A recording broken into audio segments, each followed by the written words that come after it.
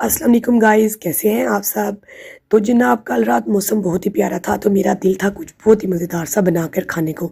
तो इसके लिए मैंने सबसे पहले अपने कज़न को भेजा शॉप पे कि मुझे एक क्रीम का डब्बा ला के दो।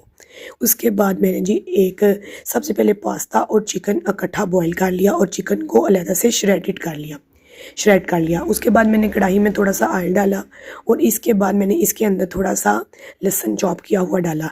जब लहसुन का कलर लाइट गोल्डन ब्राउन हो गया तो साथ ही इसके अंदर मैंने थोड़ा सा मक्खन भी डाल दिया, क्योंकि मैंने वाइट सॉस बनाना था। तो 1 टेबल स्पून मैंने इसके अंदर मक्खन डाल दिया और साथ ही 1-2 मिनट के बाद जब लाइट गोल्डन ब्राउन लहसुन हो गया तो मैंने इसके अंदर श्रेड किया हुआ चिकन डाल दिया। अब मैं चिकन को भी हल्का सा फ्राई कर लूँगी तकरीबन 1-2 मिनट के लिए।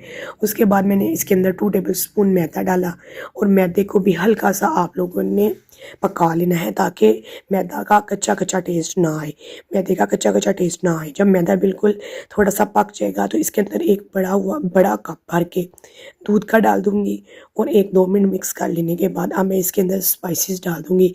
स्पाइसेस में मैं इसके अंदर डालूँगी नमक, आप लोग अपने टेस्ट के हिसाब से डाल लीजिएगा।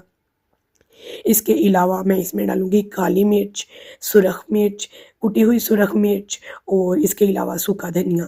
आप लोग ये सारे मसाले अपने टेस्ट के अकॉर्डिंग भी डाल सकते हैं।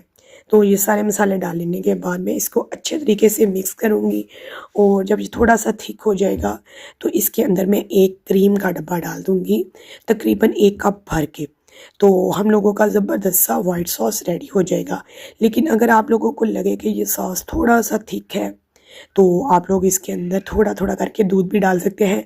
हम लोगों ने सॉस बहुत ज़्यादा थिक भी नहीं बनाना और बहुत ज़्यादा हार्ड भी नहीं बनाना। तो ज़बरदस्त सा हम लोगों का वाइट सॉस रेडी हो जाएगा। इसके बाद में इसके अंदर बॉईल किया हुआ हम लोग पास्ता डाल देंगे।